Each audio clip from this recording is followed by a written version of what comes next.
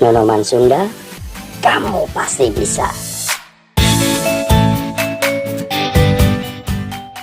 Guys, kekuatan seseorang di dalam hatinya itu tergantung dari tingkat kepercayaannya pada Tuhan.